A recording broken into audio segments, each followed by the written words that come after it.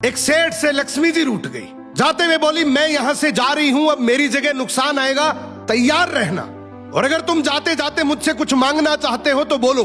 सेठ बहुत समझदार था, बड़ी विनम्रता से बोला, माता नुकसान आ रहा है तो आने दीजिए, बस मुझे आप एक वरदान दीजिए कि मेरे परिवार में हमेशा सुख शांति बनी रहे। लक्ष्मी जी मुस्कुराई, तथास्तु कहा और वहां से चली गई। अब उस सेठ की 4 बहुएं थी। कुछ दिनों बाद सबसे छोटी बहू खिचड़ी बना रही थी। उसने खिचड़ी में नमक डाला और अपने काम में व्यस्त हो गई। तभी दूसरी बहू आई और उसने खिचड़ी को बिना चखे ही और नमक डाल दिया और वो भी अपने काम में व्यस्त हो गई। ऐसे एक एक करते तीसरी और चौथी बाकी की 2 बहुएं भी आई।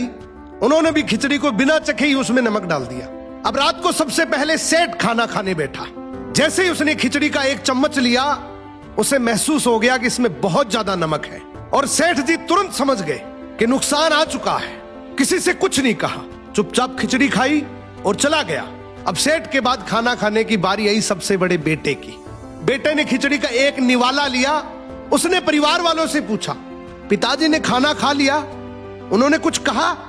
तो बाकी सबने जवाब दिया, हाँ पिताजी ने तो खाना खा लिया, लेकिन किसी से कुछ नहीं कहा। तो बड़े बेटे ने भी चुपचाप खिचड़ी खाई और चला गया। ऐसे ही करके परिवार के बाकी सारे सदस्य एक एक करके आए, अपने से पहले वालों के बारे में पूछा, कुछ नहीं कहा, चुपचाप खिचड़ी खाई और चले गए। अब रात को सेठ जी सो रहे थे, सपने में नुकसान आया और हाथ जोड़कर बोला, भाई मैं यहां से जा रहा हूं, मैं यहां नहीं रह सकता।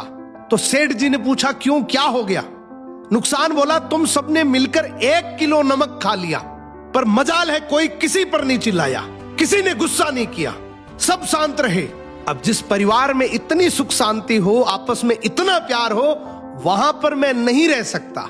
निष्कर्ष कि जिंदगी है तो उतार चढ़ाव, दुख सुख, फायदा नुकसान सब चलता रहेगा, लेकिन जिस परिवार में आपस में लोगों में प्यार है, सुख शांति है, छोटे में आदर, बड़े में बड़प्पन है, उस परिवार का कोई नुकसान, कोई आपदा कुछ नहीं बिगाड़ सकती।